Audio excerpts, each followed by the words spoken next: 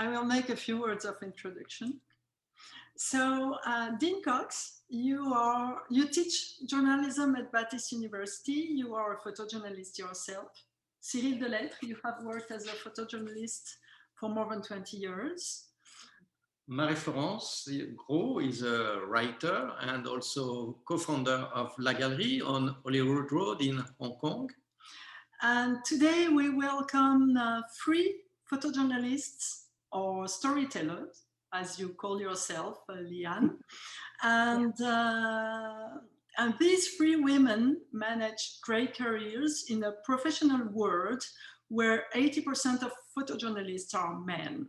Anat Givon, you began your career as a photojournalist in Israel, where you covered the first Intifada, and you came to Hong Kong in 1995 to cover the handover 2 years later. Yes. During your 20 years working for the Associated Press news agency, you covered a diverse range of stories such as violent conflicts, politics, economics, sports, the arts, religion, natural and man-made disasters, and the opening up of countries like Vietnam, Laos, Cambodia, and China. So we will begin with your experiment. What led you to photography? What led me to photography was actually an interest in art. I wanted to be an artist, and I can't paint or draw, so I needed a tool, and a camera was the solution to my problem. And actually, what led me to photojournalism was kind of just by chance, because I went to talk to AP in Tel Aviv for a job for a friend of mine, and I ended up talking to them and looking at very large photographic papers they had on top of the cupboard, and they asked me if I know what it is, and I said yes, I know what it is. And at that time I was actually I wasn't studying. I was taking a course, and I learned how to develop films and print, but it wasn't sort of formal studies yet. So the short version of the story was that I ended up going to work for them after studying. I decided to go and study. They asked me at some stage if I wanted a job in the photo department there, and I thought, yeah, I should take it. But then I thought, well, I should study first. So I studied in Jerusalem, and then asked again if they still have a job, and they said yes. When can you start? Can you start on Monday? I said, yeah, fine. And that was it. And I brought my portfolio, and nobody was interested. They said, you can speak and write English, and you can develop a film? Yes. Here's my portfolio. Nobody cares. Just go to the lab. And then I became, after some time of doing the lab technician work, and then they needed a photographer, so I sort of evolved into a photographer, and I learned the hard way. And then you covered the first Intifada. How did you act to move in this field, in this war field? It was more of a conflict. It wasn't a fully fledged war at the time, because it was very tense, and it was definitely not a comfortable situation to be in, but interesting and exciting, and provided very, very good pictures. But it just started from protests that sort of increased and increased. So I think in the beginning I used to go to mainly the West Bank. Places like Ramallah, Nablus, and other parts of the West Bank, and you just drive around and look for trouble. That's the kind of nature of this sort of a job, because it's fairly large territories, and there's not exactly a schedule for when they are going to start rioting. So you drive around and look for trouble, and if you find it, you feel lucky. But it is stressful, because In the beginning, I used to go alone in my car with an Israeli number plate, and being an Israeli in hostile environment made it more stressful, of course. But and then it just continued and intensified. So we all got a bit more organized, you know. After a while, you know what you're dealing with more or less. And we started going in groups, and often still photographers would attach themselves to a camera crew from the networks. And they were much better equipped. They had much better cars. It was a bit safer, and we were together. How did you try to disappear? What I did was, and I think we all had our own systems to try and not make it clear that we are Israeli, but most of us were Israeli photographers or camera people in these fairly hostile environments. So for me, the first thing was not to speak English and not to speak Hebrew. And even try to pretend, if I spoke to an army officer or somebody, I pretended to either speak a bit or not understand the writing, which meant that when they showed me a piece of paper that said in Hebrew, this is a closed military area and you can't go beyond here. And then a few hours later, they saw me there. You know, well into the alleged closed military area, and then shouted at me that how come I'm there? I said, he said to me, you know, I showed you the paper. Why are you here? So I said, you showed me a paper. I can speak some Hebrew, but I don't read it. I don't know what's written in it. Yeah, you shoved something in my face. I've got no idea what it is. So, and on the other hand, that was with the Israelis, and on the other hand, with the Palestinians, it was really a matter of trying not to appear Israeli. So it was quite easy. A lot of us spoke English to each other, even if we were Israeli. I'm sure they knew quite about most of us, but then I decided, I saw one of my colleagues who's a Swedish guy, and he looks very, very Swedish, and he's got blonde hair and very blue eyes and a blonde mustache, and he's driving by me, next to me on the West Bank, and I think, and his name is Sven, of course, and I think to myself, he's from AFP, and I think, look at Sven, he's so safe here. Nobody will ever suspect he's from here. He's so foreign. So I thought, that's it. I'm going to look like Sven. I'm dyeing my hair blonde.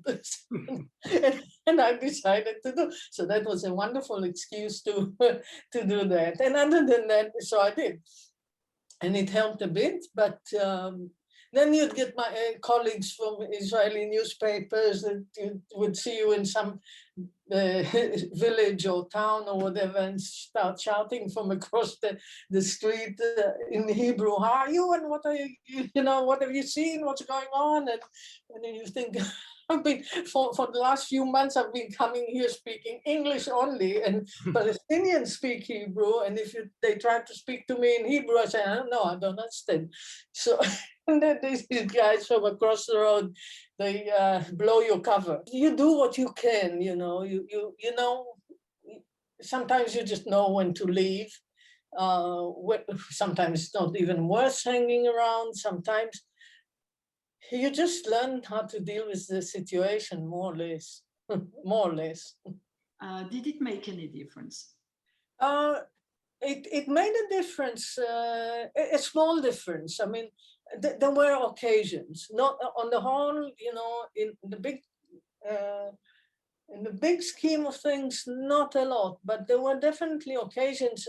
There was one occasion when I was taking pictures in the top of a road, and there was we were only two people, another colleague who was a male photographer from a local newspaper, and myself, who were the only people in Bethlehem, a village outside Bethlehem, and we saw a couple of Israeli soldiers carrying one of their mates, another Israeli soldier who was bleeding from the head. He was quite badly wounded.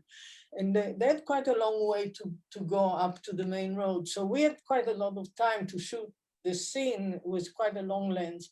And when they arrived very close to us, and it was winter, and we were both covered with kind of, our heads were covered, and they hate it when these situations happen, when one of them is bleeding, if there's blood, they can lose it. So, and they see these two photographers, and they didn't like the press at all anyway.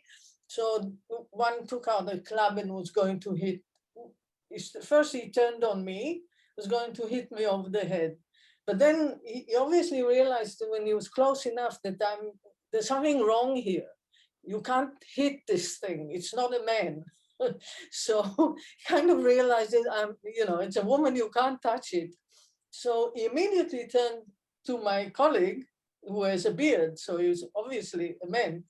And he almost hit him, but he was already in the process of sort of rethinking the whole thing, and he didn't do anything. He just shouted hysterically and kicked us out of there verbally. But so somehow, yes, I was protected. My gender prevented me from having my skull cracked by this guy. That was nice. And otherwise, you could insert films in the bra when the army was asking you to empty your camera. And then, like in religious situations, it can be inconvenient, because I was shooting in Jerusalem, for instance. A lot of dignitaries, they always take them to the Wailing Wall, and that's partitioned. So the guys always got a good picture, and I had to stand on chairs over there, and I only saw the view of their head, people's head. One time I did decide, it was Gérard Depardieu was visiting Israel, and I thought, I'm getting a good picture of this guy. I want to see him close up. And I actually went to the men's section. I put a skull cap. I had very short hair already then. I put a skull cap and I went in. It was winter as well. And so it's kind of wrapped up to some degree, but they could see that there are guards at the entrance, and they started having a conversation about what is this? And one said to the other, she's a man. And the other one said, no, he's a woman. In the meantime, I got a few pictures of Gérard Depardieu until they kind of came closer and started harassing me. But it was quite funny because they were completely confused by it. But yes, otherwise I didn't feel it wasn't a problem. It was, on the whole, it was not a problem. But Anat, I'll start with you. So having worked as a photojournalist for many years myself, I'm always interested in the transition or evolution, whatever you want to call it, that photographers make with their own work, and also about their personal interests. So when I looked at some of your pictures, I see that there's a strong news element in some of your older pictures, of course. Being a wire photographer, you have to be a general assignment photographer. You have to do everything. Yes. But now we've seen your development shift from this reportage and news photography into something completely different, which is more fine art. Yes. So was that always your interest before? How did you transition? How did you shift from this hard news, breaking news mindset into something that is much more, let's say, soothing and calming? Yeah. Well, I was always interested in art, and like I said in the beginning, I would have liked to been able to draw or paint, and things sort of led me to photojournalism, and which was fantastic because I found it very creative, and I liked the constraint of you have to deal with what you've got, the situation that you have to make the most of it, and it should actually look like an appealing picture as well. But I think there was always an element that I wanted to do a bit more. And once Photoshop was part of of our tool, another tool, which as a photojournalist, AP was very strict about the limitations of the use of Photoshop. Basically, we were allowed to crop and tone a little bit, but not much more, which is, I agree with when it comes to photojournalism, but I found it intriguing, and I sort of learned how to use it, and I realized how much you can do with it. So I just enjoyed doing it. And when I stopped working for AP, I went to London and I did a course on advanced Photoshop. And then I just started doing things that I wasn't allowed to do before. And the exact opposite, complete manipulation and editing, digital editing.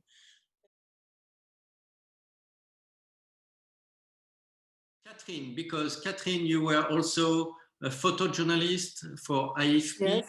You went, you study Chinese in French university, and you decided to go in Beijing in 1985, and you worked for AFP.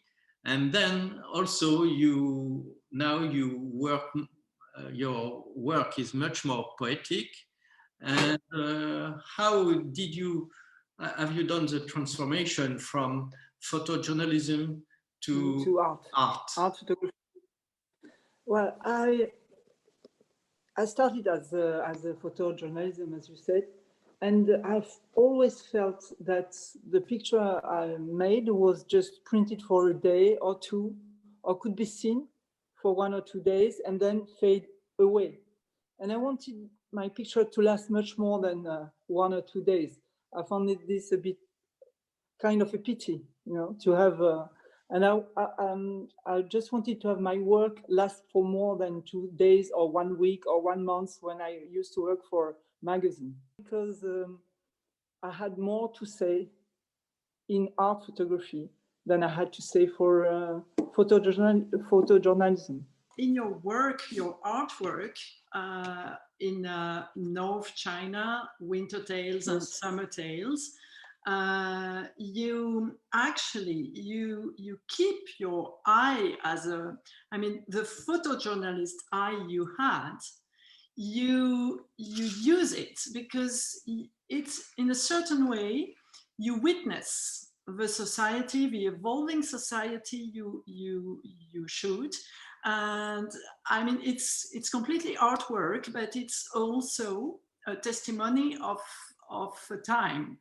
And I was wondering, because in a certain way, when you shoot pictures for photojournalism, you were in events, in crisis, you were in things where you didn't have time to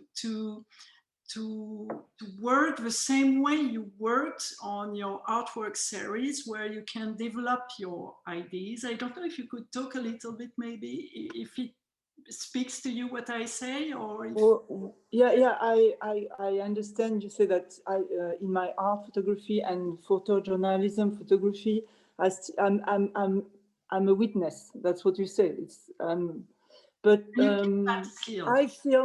I feel that in my art photography, I put more poesy than in my photojournalism.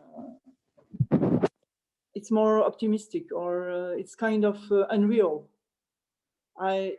Of course, I take picture of what I see, but through my filter, eyes filter, which it's very very unreal. It's like it's more like it's more like I put my mood in it. That's why I always go out taking picture when I am in a good mood. When I'm not in a good mood, I don't go out, because I know that I won't see the same thing. It's really linked to my mood, to the way I am when I go out and take picture. The previous photographer, Anat, and she said, I never learned drawing, or I never learned art, which is my case. I touched a camera when I was 27. I never touched a camera before. And the first time I touched a camera, then I understood that was my thing. I had my way of saying something. And of course, in my art, photography is, I can't draw, I can't paint, but it's a way of painting and drawing through my camera. I feel the same. I'm really bad at drawing. I'm desperate. Yeah, when I look at some of your projects, for example, the summer and the winter, and then even the one Swell that you have on your website, I mean, you are approaching these still with somewhat the photojournalistic or documentarian eye, and in some ways, these series can be presented as an entire package of photos, or they could also be seen as singular images, right? Singular art pictures. Now, is that your intention to present an entire project as a story, or can you see these individual pictures as individual stories? I was doing stories when I was working for Geo magazines, or but now for this project, like series of winter fairy tale and summer fairy tale, no, there is no story. Just going in a good mood and taking picture of what happened. Lee-Ann Olwage, you are from South Africa. You define yourself as artist and storyteller, not as photojournalist, but though you were granted the highest recognition in photojournalism because you won the World Press Photo in 2020 for your work on transgender in South Africa. And it's very interesting because, yes, we realized, talking with the three of you, that the frontier is interesting to observe, and between the two disciplines, if we can say so, if there are two. And your artwork focused mainly on social topics. You worked on prisons, you worked on gender, you are really a witness of your society. So can you tell us a little bit about that? So I define myself as a visual storyteller, and I always, when thinking about my work, I think it's always evolving and always changing. So I find it very difficult to use one term to define it. And it's almost at the intersection of documentary and art and fiction sometimes. And I find as I develop as a visual storyteller, the things that interest me changes. But the way I work comes very much from, just to give you a bit of history, I was very interested in the violent history of photography in Africa. And as a visual storyteller working and living here, I didn't want all the power to sit with a person pressing the button on the camera. So my practice very much revolves around collaboration. And I really want to tell somebody's story in a way that they see as affirming and celebratory. So I think it's naive to think that I'm telling somebody's story through my lens. I'm very much telling a tiny portion of their story through my lens. And when I show up with my camera, that is influenced by everything that's brought me to that moment. So all the experiences I've had in my life, all the things I've seen, all of these things influence the way that I tell stories, and that is through my lens. So when I collaborate with someone, I want them to very much be part of co-creating an image where I hold space for them, and I want to see what happens in that space where they can really direct their image and be very much a part of that process. Yeah, so that's a bit about my way of seeing, and I think that's why gaze is so important. And we talk a lot about the male gaze and the female gaze, but every gaze is important and every gaze is different. So it's so important to have many voices at the table. Otherwise, the way we see the world, the way we think about it, the way we experience it, comes only from one perspective. And there's this absolute kaleidoscope of wonderful gazes out there. And in order to fully understand our world, we need to see all of those gazes. And do you believe that there is equal opportunity for male photographer or female photographer to get jobs No, currently no. There's definitely not equal opportunity. It's still very hard as a female photojournalist to get commissions. A lot of assignments still go to men. And I don't think, I mean, for me, it's very important when we talk about this issue of gender in terms of photography. It's not, it's not men against women. We need men to be our allies as well. And it's important to, I've worked with colleagues who have sometimes said, you know what, actually, it's better if a female photographer tells a story. Or I've been in a position where it wasn't necessarily about gender, but just saying, I'm not the best person to tell this story. And actually to sometimes acknowledge that. Acknowledge your position, your gaze, the way you understand the world, and really think about the stories you're telling and how you're telling them, because it's important. Dean, I know you had a lot of questions for Lee-Ann. Yes. Yeah, there's a few more I have. Well, I have questions for everybody still. But more specifically, Lee-Ann, I looked over a lot of your work and I kind of poked around your website, and then I poked around your Facebook page, and then I poked around your Instagram page. And you're talking about this transition, this evolution of yourself as a person, of yourself as a visual artist, even in some ways as a photojournalist and documentary photography and art photographer. So when I look at a lot of your earlier things from 6-7 years ago, it was really not documentary, but really photojournalistic. These reportages that you did about small packages of stories. Slowly, you got to this point where you won with the World Press Photo these environmental portraits, amazing pictures. I mean, the ones that are of the LGBT or the transgender community, and then also of the villagers who are suffering from dementia. So it's really interesting how that you have brought, as you said, you've collaborated with these communities, and you've given them the power so that they can find a way of how they would like to be seen by the outside world, right? So you're giving them some of that power and control as well. So you have that package of pictures, and then I kind of poked around at your pictures that you have on Instagram and on Facebook, which you shot with a Pentax K1000, the brick, my first SLR camera ever. It was amazing. 30 years ago I bought it. I love it, but it was so heavy. And then you use a Hasselblad as well, and you're shooting film on that. And those pictures are distinctively different than the ones of these portraits. So what are you trying to say with those other types of pictures that you have? I can't say hidden because they're out, but they're not on your website, but they're in a different location. That's a fantastic question. So I think maybe just to give an understanding of how I view photography, I think every project I take on, even though you're documenting an external reality, it's always an inner reflection. So it always relates back to personal experience, or there is a personal story attached to it. In terms of the work you're discussing, last year had a big impact on me. It talks a lot about isolation. It was really a time to kind of turn the lens within and really turn the lens on myself and my personal experiences. And last year was a year where there were big shifts for me on a personal level. And it was an opportunity to, photography is such a revealing thing. It's this completely honest, active observation. And up until last year, my lens was always pointed at the outside world.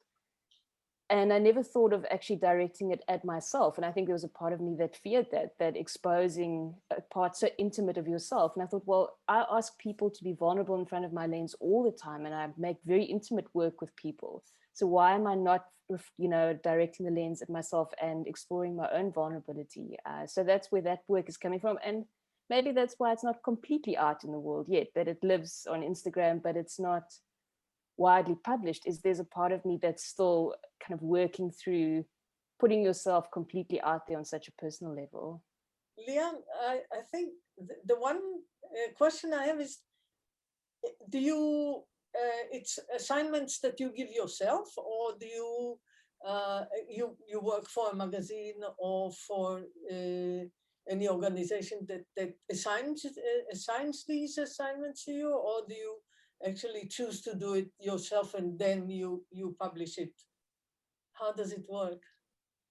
So all of my projects have been self-assigned, and so I do work on assignments for magazines or newspapers, and I also sometimes do some commercial work, but I always kind of view these as just buying me time. So they provide income so that I can find the time to do stories that I'm really passionate about. I haven't gotten to a point in my career where I can justify financially spending 6 months on a story. And that's kind of what I need to do to really dive deep. But as my career evolves, I think things are shifting and those opportunities will come along. but up until now, it's all been self-funded, self-assigned. World Press, obviously, it's a fantastic opportunity. It's a great platform. So there's been a lot of recognition. There's been an awareness of my work and more work opportunities. But the thing that really excites me is if we think about World Press, you think about most images that we remember in history, most of these images have been recognized by World Press. And the fact that Belinda's image, something that we created together, something that's an affirming story from Africa, especially because the stories that are told about Africa are really, it's not the way that Africans see themselves necessarily. So it's such a fantastic opportunity to know that this image is going to live out there in the world. It's widely been recognized and it's going to become a part of history. And it's done in a way that is so affirming of, you know, our identity and of Belinda's identity and Belinda's story. So that for me is the biggest plus of this whole experience. Do you have any question for Anat and Catherine? Yeah, I'd love to know from both of you, what's been some of the biggest challenges or the most interesting experiences you've had as a photojournalist, as a woman specifically? I started photography to take my to work for AFP in April 1989. That was a real challenge to start because that was quite a big thing, and I didn't realize at that time that it was such a big thing, and that maybe was the most exciting experience I had as a photojournalist.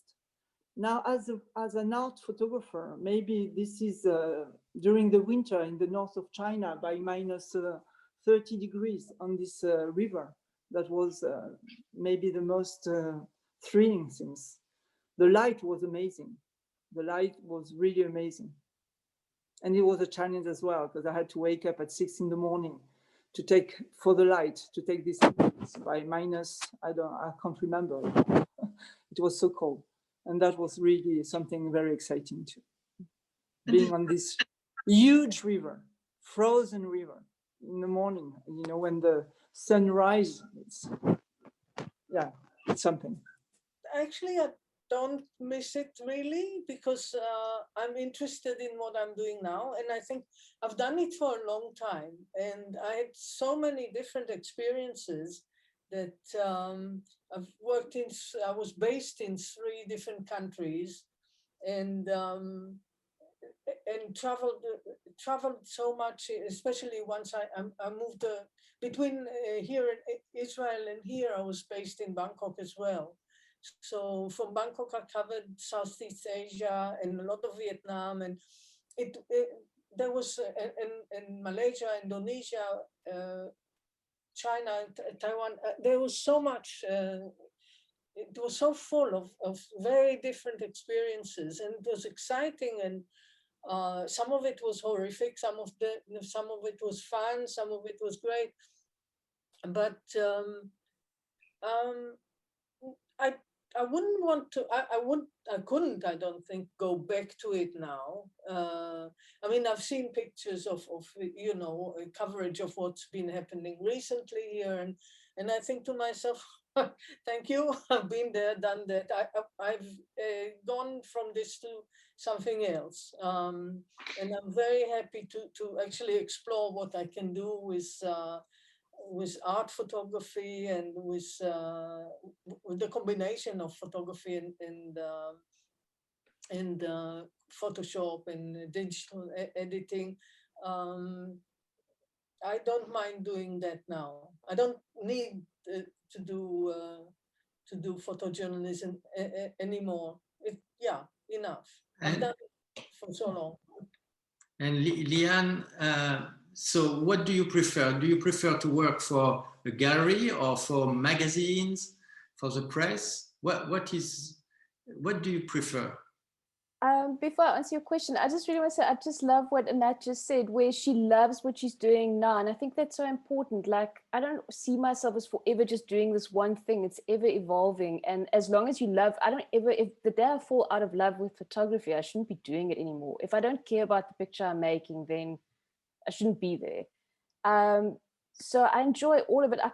I like the mix. I like going from doing a gallery show to working on a very documentary driven project. I'm recently very interested in kind of the intersection of documentary and fiction, especially working on issues of dementia, where in Africa, witchcraft and memory, these are the two themes I'm working with. So I'm developing work around that. I guess I like the constant change and evolution of the work I do.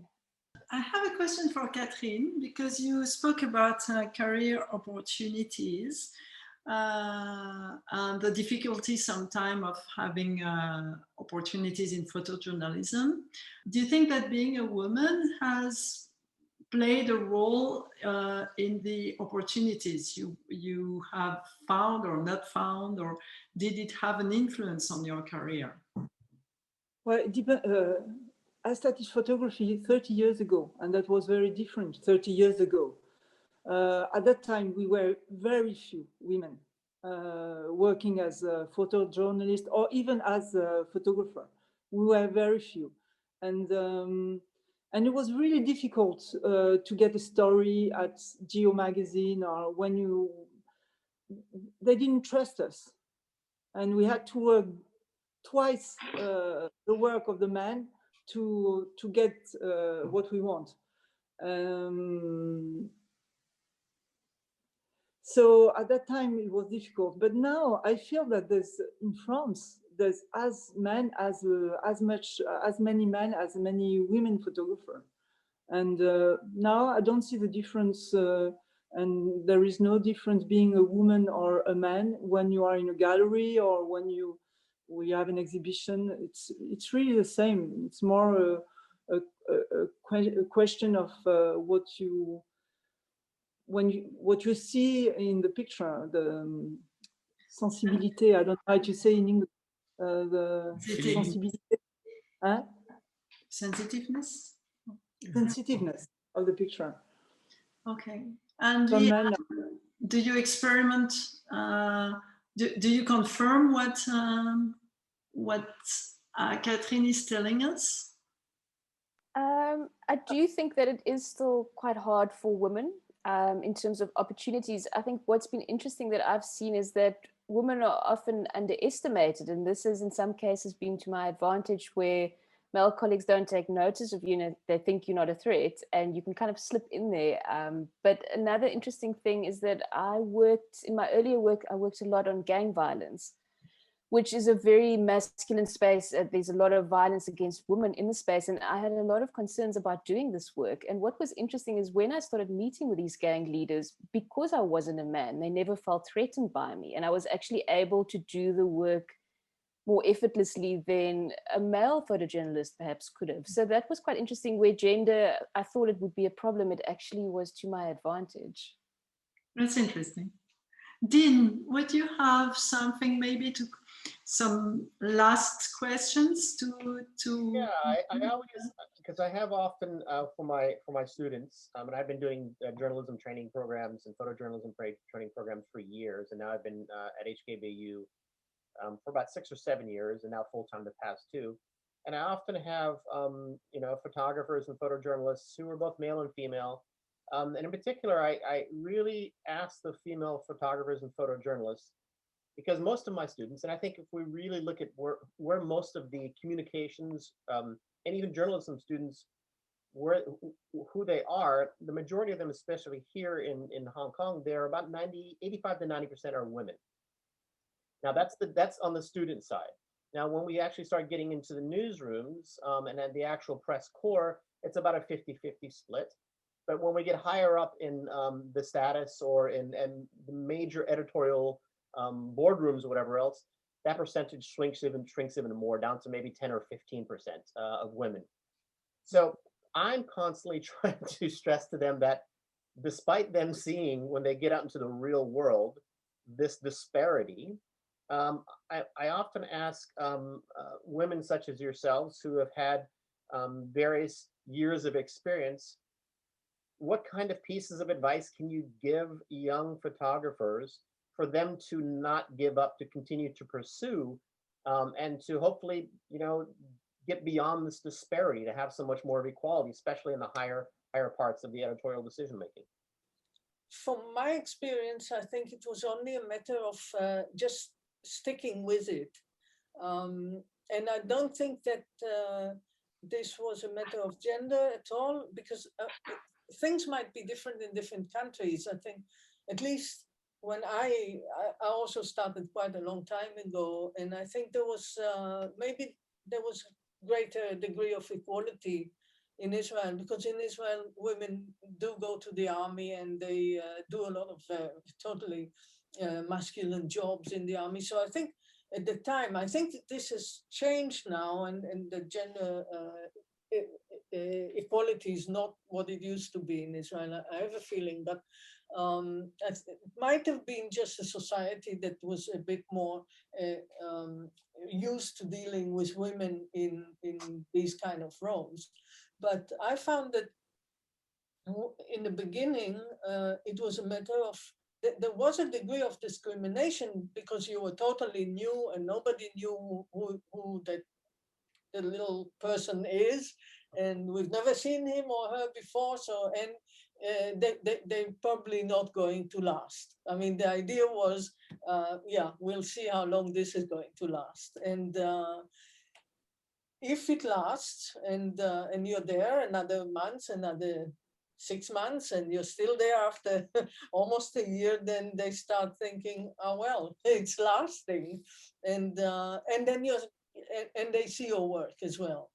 And they start judging you by your work and by the way you behave when you're surrounded by your colleagues and the opposition, you know, because with news agencies, it's cutthroat war between AFP, Reuters, and AP. So, but everybody sees each other's work, and it becomes a matter of you just you are accepted or not accepted based on how you are and who you are and how you photograph. And if you're friendly towards your mates or not, and if you can get along with them, and because physically you also have to push, and you have to, you actually, these are people that 5 minutes ago you pushed, you tried to, you know, kick them out of your sight, and you get in front of them and put yourself in the way, and it's a big war, and the photo opportunity or whatever is finished, and we're all, you know, sitting together having a laugh and a joke about it. So, and gender doesn't matter. And because we're also in a situation where there's a lot of trouble, everybody has something that they can offer in a certain situation. So we rely on each other. I mean, I know that I help people in certain situations just because my circumstances were more comfortable, because my company provided me with something that their company did not at the time provide them, so I could help. Another time, you know, they're stronger, or they'll physically protect you from something. You never know, but you know, you need these people, then you know them, and we all, it's like one big family in a way. And you become more, even closer, a lot of, in situations where you work closely for like the first Intifada that I covered was 2.5 years. So we're in these situations for so long that you become closer than to your family. You've got very little time, or no time at all, to have a relationship yourself. So your colleagues are your main relationship as well. My advice to young photographer would be, go out every day, take picture, no doubt, and you will find your style. But take picture every day. That was the school, AFP school, going out every day, taking picture and seeing what's wrong in the picture, and that's the best school you can have. I mean, you feel it or you don't feel it. You feel it, you're done for something, you know. You feel you're done for photography. I would never have given up photography. I just feel I was done for that. So maybe the one who give up are not done for photography. I don't see another explanation. And the other one would be go out, take picture, and don't be impressed by men. I mean, there's we all equal. And Lee-Ann? Very much like Catherine, I only discovered photography at age 28. And then when I turned 30, I made a shift, big career shift, started from the bottom. I couldn't go and study photography. So I'm self-taught, and like none of these things matter. Just keep being persistent, keep doing it. And then I think in terms of women kind of in higher up positions, take up space, be visible. I think if we're not doing it, if we're not shifting boundaries, other women, when they see us doing this, or even young girls, they can go, well, if you're there doing it, I can do it too. So I think it's important to be visible, to take up space, to, you know, the thing is, what people don't realize is, I mean, I read this fantastic story about a cartoonist who now works for the New York Times, and he sent in 2,000 cartoons and he got rejected 2,000 times. And eventually he became the New York Times cartoonist. And I always think about that. I mean, I've got a stack of rejection letters this high, for grants, for competitions, for all these things. And every time, and I still get them all the time, 90% of things I apply for, I get rejected. But the 10% that I do get accepted for has made such a difference. So every time I get a negative feedback or rejection letter, now I just go, another one in the pile. I'm this much closer to my goal. So don't let anything put you off. Just keep going. Well, thank you very much. Oh. You wanted to add that's exactly what that's exactly what I think, but I can't say it in English. I want to ask Dean. Can I ask Dean why? Yeah. Dean, so what happens to these women along the lines? I mean, where do, in your opinion, where do they end up? Well, I think somebody, I don't remember if it was you, Anat, or someone else that talked about, you know, the cultural expectations or societal changes or societal expectations. You know, it's still a very, in some ways, male-dominant culture here in Asia. In some parts, not in all parts, but for sure in the sphere of journalism. If you just look out, for example, if you go out and you look at the newsrooms, or if you go out, especially when we had the social unrest 2 years ago, if you looked at that mass of journalists, video journalists and photojournalists that were out there, 95% were probably male. Mm-hmm. There are some amazing female photographers that were out there as well, but the majority of them are male for sure. And I think that there is probably, and I can see it in some of my students sometimes, is that this is a manly thing to do, right? It is tough, it is hard, and you know, we should still be, I don't want to say subservient, but we should take a different role. Like, we're not the ones to be out there in the middle of this this very difficult kind of scene to be covering. And I'm trying to tell them, no, you have as much right as everyone else to go out there, and in fact, you should be out there because you may see something, again, from this perspective of you know, your history, your culture, your background, and being female, that you may approach this subject differently, or you may approach this photo differently than the rest of them do. And we need that much greater diversity of the perspectives from different types of people, right? Different countries, different genders, whatever it may be.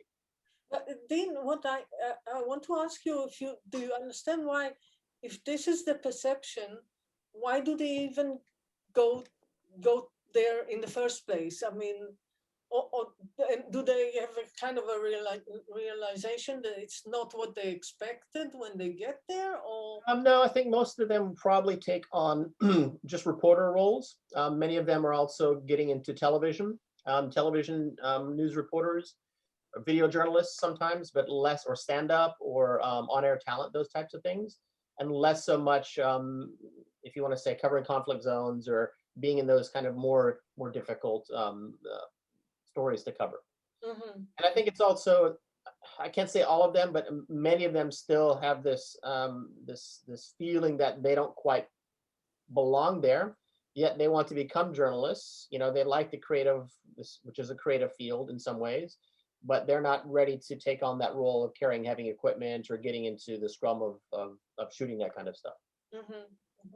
Anat, I ask you the question about the equipment and how you as you had to go in the field, and you had to run So I would like you to tell us what kind of camera do you choose? Do you choose a small camera? No, no. I mean, it was a completely. I don't remember at the time what, but it was at first it was Nikon, then AP changed later on to Canon, but it was all, you know. At some stage we got the digital camera before it was film, but no, I never choose a small camera, and because I tend to be fairly obsessive compulsive, I also take everything. Every single little bit of equipment, and we had a lot of equipment because it was supplied by AP, and so there's a lot of equipment, and I take everything because I might need something, and we can't have a situation that it's, so I carried it all, I ran with it all, and luckily it keeps you very fit, and it wasn't a problem. I mean, because it's continuous, you know, it's instead of a gym, you carry your stuff and you run with it, and fine, it was fine. But and I never was lacking anything. I had a lot more than was needed. I think, like, for instance, if I think about Israel, it's all tied in with move towards extremely more conservative ideas and religious. And religion doesn't do much good for this cause. For women, usually. But, and this is the way things are going there. And I know that, for instance, one thing that has been, it might be that it's more publicized now, or it might be that it's more prevalent, but extreme violence against women in Israel is a huge issue. And I've never heard about, you know, it was never an issue when I was living and working there. Yeah, it was not something that we ever discussed, these sort of social problems. But now social media and the press are full of women being murdered by their husbands. And it's not just one sector of the Israeli society, it's everywhere. Mm-hmm. There's a lot more of it.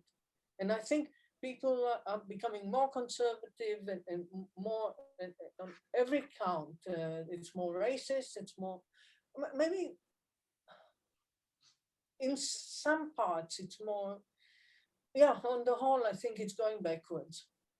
South Africa is one of the most dangerous countries in the world to be a woman. I think there's a woman gets murdered something like every 3 seconds, and violence against women, it's radical here. And we saw a huge increase in that last year during the lockdown, where they actually banned the alcohol so that people couldn't drink, just because people were locked in with abusive partners and there was no way to kind of get out of that situation. So there's definitely a lot of problems in our society when it comes to the way women are seen, how women are treated. It's quite radical. Was it different before? It's always been a problem, but in recent years, it's really escalated. Oh. Yeah. Well, thank you very much to all of you. And Dean, would you like to maybe conclude this encounter? Yeah, well, I think all of you have already amazing careers, amazing evolutions in photography. And having now met all of you, although virtually, maybe we can meet today or someday in person. And I'm looking forward to actually trying to see how you continue to evolve, because as photographers, there is no resting point. You're constantly going to be changing. So it'll be interesting to see what your next steps will be. Thank you very much. Thank you. Thank you very much. Thank you. Thank you. Bye-bye. Bye-bye. Bye. Bye. Bye.